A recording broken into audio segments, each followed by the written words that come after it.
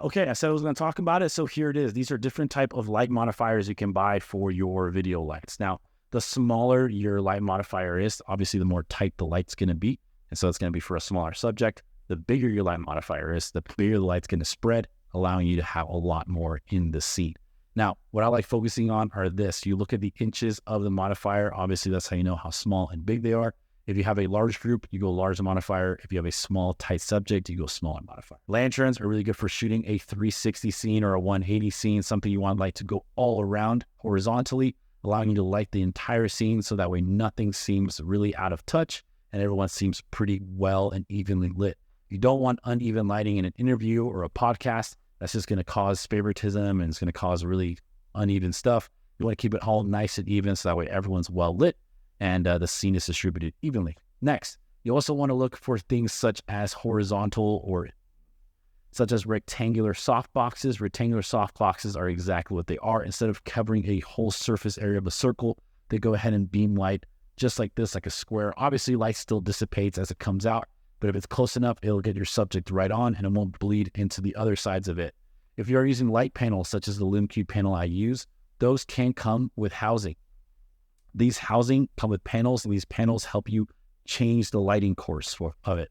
For example, my LumeCube actually does not have these panels, and if I were to repurchase it, I would buy it with the panels.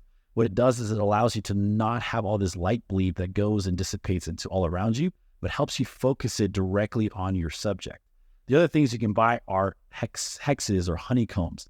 These honeycombs you attach to the edge of your softbox, and what it does is that it dissipates light very evenly through your subject, so that way it doesn't blast it everywhere, but really focus it through those honeycombs. So if you need something more hyper-focused, I do recommend you go ahead and get some of those. Sometimes the softbox you buy comes with those, so you don't have to really worry about it too much. Those are pretty much your basic modifiers that come with any sort of softbox that you're looking for. You can find, obviously, an array and a variety of them. I've never seen a triangle one. I'm sure it exists somewhere. But you want to go ahead and invest in these things. Now, there are a couple things I'll touch up on. There's two more. There's the scrims you can purchase.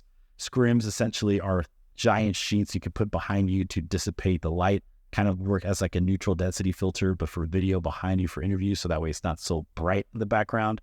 You can also use a lot of scrims in order to have a light just beam right through it. Instead of putting a softbox, you just put your light, put the screen on top, and hit the screen, and the screen will just dissipate it. Some people like going that route. I particularly don't. A lot of people use that for product photography because they can kind of move it around a little bit more. It's a little bit more customizable. It doesn't really depend on how the light is positioned, more on how the scrim is positioned. Well, actually both, but you know what I mean. You can move around the scrim a little bit more freely rather than depending on where the light moves, the softbox moves with it. So those are some types of light modifiers. Honestly, if you are shooting content, you're shooting a lot of video, I recommend having LED panels such as the LumeCube ones I have. You can find cheaper ones out there. I just like the fact that they just work and they haven't failed me yet.